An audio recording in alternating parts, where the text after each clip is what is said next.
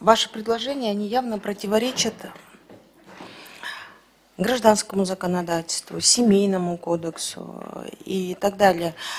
Как вот можно, если четко определено, что априори по рождению наследники имеют право, да, и они наследники первой очереди. Сейчас вы приравниваете людей, которые будут ухаживать, ну, обстоятельства разные. Вот, допустим, наши граждане, которые находятся в трудовой миграции, они не могут ухаживать за своими пожилыми родителями, но они финансово помогают и нанимают человека. При этом человек, которого они нанимают, он проживает с ним, ухаживает. Вы тем самым его ставите выше. Это фактически, знаете, у нас же есть еще и другой порядок. В Гражданском кодексе прописан именно заключение каких-либо соглашений, да, что в случае, если это одинокие, что если он будет ухаживать и так далее, то тогда есть, видите, есть две категории. Наследники первой очереди, второй очереди и наследство по завещанию. Зачем мы сейчас меняем эту структуру? Мы что, поменяв закон, мы хотим что? Тем самым воспитать наше молодое поколение, которое к старшим неуважительно относится, что ли? Вот. Для чего? Вот я, если честно, не могу понять. Ну, Гуля Ахматулловна, здесь не просто так уважительное отношение, да? Уважительное отношение, оно всегда будет и было.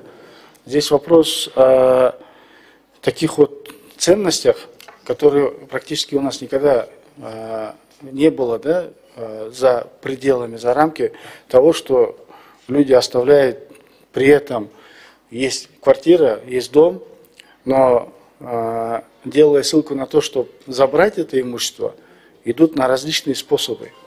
Обманным путем оставляют их в дома престарелых, а при этом завладевает имуществом. Речь идет об этих людях. Да? Я сейчас, возможно, вы правы, да, мы в корректировке, поэтому мы и с правительством и договорились, что во втором чтении мы немножко формулировку полностью изменим, да точно напишем, но речь не идет о том, что просто заботиться, да? А здесь речь идет конкретно тех людей, которые оставляют своих родителей в домах престарелых, при этом имея все имущества, которые были до них. Вот я вам буквально один пример приведу. В Сокулуке, вот прямо вот рядышком, семья, ну, дети и говорят, мама говорит, я хочу, говорит, тебя перевести в город рядышком. Они сами живут в городе, рядышком, говорит, переведем, но для этого надо вот этот дом переоформить на меня, дать доверенность. Я, говорит, его продам и рядом со мной тебя посажу. А ты пока, говорит, посиди в доме престарелых, мы тебя там, говорит, устроим. Хотя у него у себя дом есть, он мог бы у себя его устроить. Нет, вот такими путями все-таки есть люди, оказывается, идут на такой путь обманный. Понимаете, Марлен Мурза, вот знаете, по единичным случаям менять кодексы, менять законы, понимаете, это вот по таким случаям оно нельзя. Вот мы не можем под каждый конкретный случай прописывать закон. Вообще само понимание кодекса и гарантированные права, они не должны вот так вот подвергаться под единичный случай. Если вы говорите об этом случае, в частности, вот то, что молодой человек со своей мамой так сделал, но там есть другие законы, он фактически ее обманул, это и называется мошенничество. Вот. А тут мы говорим о том, что наследодатели и наследники, у них совершенно другие правоотношения. Вот знаете, ситуаций в жизни много, поэтому законом оно и предусмотрено жестко. Право по наследству, еще раз говорю, принадлежит априори уже по рождению. Наследники, уже дети, по рождению имеют право на наследство. Также и родители имеют право от детей получать наследство. То есть, поэтому и определено родство, понимаете? Мы не должны это все менять. А в Гражданском кодексе, вы знаете, да, вот 537 статья, там где четко есть договор пожизненного содержания. Если гражданин заключает этот договор, по этому договору, в принципе, уже это все предусмотрено, вот тот вариант, который вы говорите. Но сам закон именно о наследниках, о их правах, вот я считаю, что это неправильно менять. У нас, я поэтому говорю, что у нас очень много, а в законах все предусмотрено. Но мы пытаемся вот эту всю систему под единичный случай поломать в целом. Честно скажу, вот я 1 октября, на День пожилых людей, я посетила Нижнесерафимовский дом престарелых, и там на самом деле картина тяжелая. Но я бы в воспитательных целях рекомендовала бы же школьников, детей, студентов чаще возить туда. И вот тогда, если мы хотим воспитывать, мы должны показывать такие места. Но под такие вот случаи, это вот, знаете, мы не можем под каждый конкретный случай менять закон. Вот я, например, считаю, что я не поддержу данные изменения, уважаемые коллеги. Хорошо, Гүл Ахматқызы, мен өзіңіздің қоңызда. Бірақ мен айтып қойын, бір еле случайға мен байлаған жоқмын. Мен айтып отам жалпысынан. Қачан еле қырғыздарда осындай болды еле. Қачан еле алпарып, ата-енебізді алпарып, ошол қарылар үйіне толтырып киргизип койдук эле. Қачан еле біз ушинтип жолда таштап койдук эле. Бұл воспитательный жағынан деле қарағанда туура нерсе деп ойлойм да. Анткени мен ойлойм, эгерде ата-эне болгондон кийин эми албетте ар бир ата-эне өзүнүн баласын тарбиялайт, үйрөтөт. Бирок акыркы учурларда сиз айткандай ошо как раз таки ошо мигрант болуп кетип же башка жака кетип калып, аң сезими алмашып, өзгөрүп, ата-энесин ошондой алып баратпайбы? Жакшынакай эле карап турсаңыз, жакшынакай эле адамдар, бирок алып барып ошентип ата-энесин ошол жака алып барып атат. А при этом анан кайра ал каза болгондон кийин ошонун атына жазылган нерсенин баарына уруш, талашмай. Болсо 5 баласы бар, 6 баласы бар. Мен эми Гүл Ахматқызы, мен түшүнүп атам. Мен деле бир адамдын же бир случайдын артына целый мыйзамды өзгөртөм деген ниетим жок. Менин ниетим башка жакта да. Ниетибиз ошол биздин мамлекетибизде ошондой болбосун.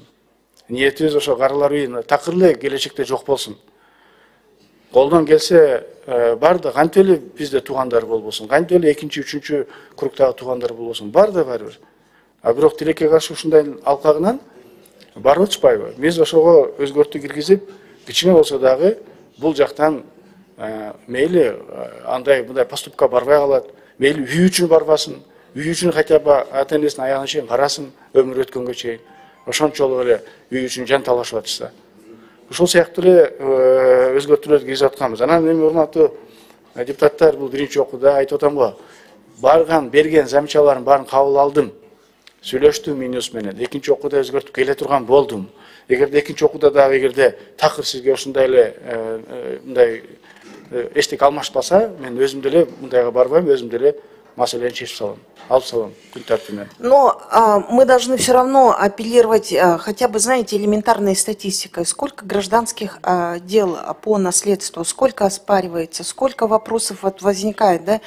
К этому вопросу подходя, нужно делать глубокий анализ.